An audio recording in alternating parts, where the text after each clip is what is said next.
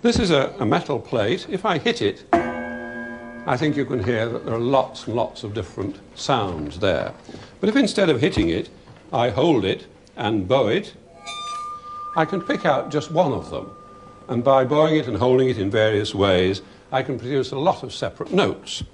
Now, Chladni's idea was that if you scattered sand on the plate, then the sand would dance around, and just as we had on the string, we had points where nothing much was happening.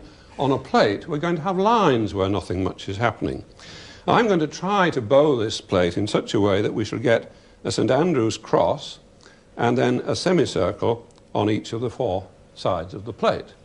And to do that, I have to put two fingers there and bow it in this position. And the sand dances around and collects in the right place.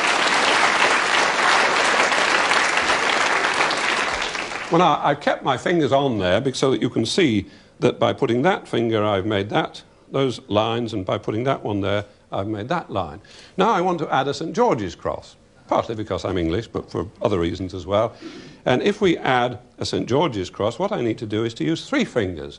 And putting a finger there will force the St. George's cross. And now I have to bow in between.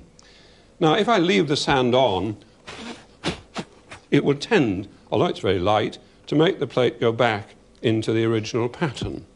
So I'm going to put some fresh sand on, put three fingers down and bow it there. And we get the St. George's cross.